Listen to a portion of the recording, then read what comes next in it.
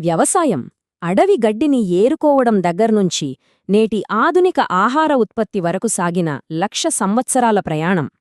ఈ విశ్లేషణకు స్వాగతం. మన ఆహార చరిత్ర అసలు ఎలా మొదలైందో ఇప్పుడు మనం చూద్దాం. ఓసారి ఆలోచించండి. అడవి గడ్డిని ఏరుకొని బతికిన స్థాయి నుంచి ఏకంగా 145 బిలియన్ యూరోల ఆర్గానిక్ మార్కెట్కు మనం ఎలా చేరుకున్నాం?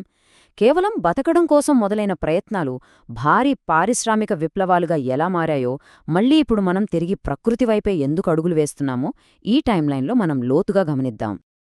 మొదటి విభాగం: వ్యవసాయం ప్రారంభం, అడవి గడ్డి నుండి స్థిర నివాసాల వరకు.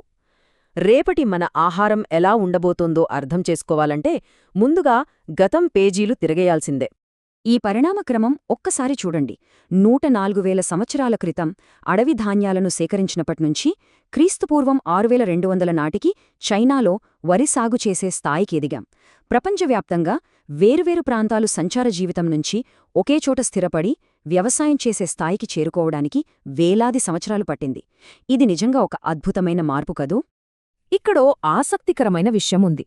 వ్యవసాయమనేది ఎక్కడో ఒకరి మెదడులో పుట్టిన ఐడియా కాదు. అది ప్రపంచవ్యాప్తంగా ఒకే కాలంలో జరిగిన మేల్కొలుపు. మెసో అమెరికాలో మొక్కజొన్న, సబ్ సహారా ఆఫ్రికాలో సజ్జలు, మన ఆసియాలో వరి, ఇలా ఎవరికివారు తమ ప్రాంతాల్లో దొరికే స్థానిక మొక్కలతోనే అద్భుతాలు సృష్టించారు. ఇక రెండవ విభాగం: సామ్రాజ్యాలు మరియు ప్రపంచ మార్పిడి, సముద్రాలు దాటిన విస్తరణ. రాజ్యాలు విస్తరిస్తున్న కొద్దీ ఒక ప్రాంతంలో పండే పంటలను మరో ప్రాంతానికి తీసుకెళ్లాల్సిన అవసరం ఎంతైనా ఏర్పడింది. సరిగ్గా ఇక్కడే 1492వ సంవత్సరం ఒక పెద్ద గేమ్ చేంజర్గా మారింది. అప్పటివరకు ఒక ప్రపంచానికి మరో ప్రపంచం గురించి ఏమీ తెలియదు. కానీ సముద్ర మార్గాలు కనుక్కున్నాక జరిగిన కొలంబియన్ ఎక్స్చేంజ్ మానవాళి ఆహారపు అలవాట్లను, ప్రపంచ ఆర్థిక ముఖచిత్రాన్ని పూర్తిగా శాశ్వతంగా మార్చేసింది. ఈ రెండు ప్రపంచాల మధ్య జరిగిన మార్పిడి ఎలాంటిదంటే, పాత ప్రపంచం గోధుమలు, గుర్రాలను ఇస్తే కొత్త ప్రపంచం మొక్కజొన్న, బంగాళదుంపలను పరిచయం చేసింది. ఆ ఒక్క బంగాళదుంప రాకతో ఏం జరిగిందో తెలుసా? ఐరోపాలో వ్యాధులు తగ్గి జనాభా అమాంతం పెరిగిపోయింది. ఒక రకంగా చెప్పాలంటే అది వ్యవసాయ చరిత్రలో ఒక పెద్ద మైలురాయి. మూడవ విభాగం: పారిశ్రామిక వ్యవసాయ మార్పు, హరిత విప్లవం మరియు దాని పరిణామాలు. 20వ శతాబ్దం నాటికి పెరిగిపోతున్న జనాభా కడుపు నింపడానికి వ్యవసాయంలో ఒక సంచలనాత్మకమైన యాంత్రిక మార్పు అవసరమైంది. ఈ మార్పు ఎంత తీవ్రంగా ఉందో గమనించండి. 1900కు ముందు వ్యవసాయమంతా పశువులు, మనుషుల శ్రమతో సహజంగా జరిగేది. కాని ఆ తర్వాత హేబర్ బోష్ సింథటిక్ ఎరువుల ఆవిష్కరణ, భారీ యంత్రాల రాకతో వ్యవసాయం పారిశ్రామిక స్థాయికి చేరుకుంది. అదొక భారీ జంప్ అని చెప్పొచ్చు. హరిత విప్లవం ఎంతో గొప్పది. ఎందుకంటే అది ఏకంగా 100 కోట్ల మందిని ఆకలిజావుల నుంచి కాపాడింది. ఇది ఎవ్వరూ కాదనలేని వాస్తవం. కాని డేటా వైపు చూస్తే మరో కోణం కూడా కనిపిస్తుంది. 1966 తర్వాత వరిలాంటి ప్రధాన పంటన జన్యుపరమైన దిగుబడి పెద్దగా పెరగలేదు. పైగా కలుపు మొక్కలు, రసాయనాలను సైతం తట్టుకుని పెరిగే స్థాయికి చేరుకున్నాయి. అందుకే 4వ విభాగం: ఇంటిగ్రేటెడ్ ఫార్మింగ్ సిస్టమ్స్, తిరిగి ప్రకృతి ఒడికి.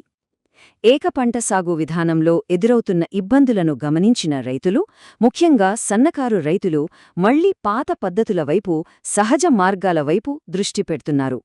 ఈ సమీకృత వ్యవసాయ విధానం లేదా ఐఎఫ్ఎస్ కాన్సెప్ట్ చాలా సింపులండి. పొలంలో ఒక చోట వచ్చే వ్యర్థం ఇంకో చోట పెట్టుబడిగా మారుతుంది. దీనివల్ల బయటినుంచి రసాయనాలు కొనాల్సిన పని తప్పుతుంది, స్వయం సమృద్ధి వస్తుంది. అచ్చం మన పూర్వీకులు చేసినట్లే. ఈ చక్రం ఎలా తిరుగుతోందో చూడండి. పంటల్నుంచి వచ్చే వ్యర్థాలు పశువులకు మేతగా మారతాయి. పశువుల వ్యర్థాలతో బయోగ్యాస్ వస్తుంది, లేదా ఆ ఎరువును నేరుగా చెరువులకు వాడొచ్చు. ఆ చెరువులోని పోషకాలతో చేపలు, కోళ్లు పెరుగుతాయి. నేల కూడా సారవంతమవుతుంది. ఈ వైవిధ్యం పర్యావరణాన్ని కాపాడుతూనే మనకు కావలసిన ఆహారాన్ని పుష్కలంగా అందిస్తుంది. ఇదో మంచి ఉదాహరణ. చేపల చెరువులపైన కోళ్లను పెంచుతారనుకోండి. ఆ కోళ్ల రెట్టలు నేరుగా చేపలకు ఆహారంగా మారిపోతాయి. ఒకదానికొకటి ఎంత చక్కగా ఉపయోగపడుతున్నాయో కదా! ఇలాంటి సమగ్ర విధానాల వల్ల కేవలం ఒకే పంట వేసేవాళ్లకంటే ఈ రైతులకు నికర ఆదాయం చాలా ఎక్కువగా ఉంటోంది.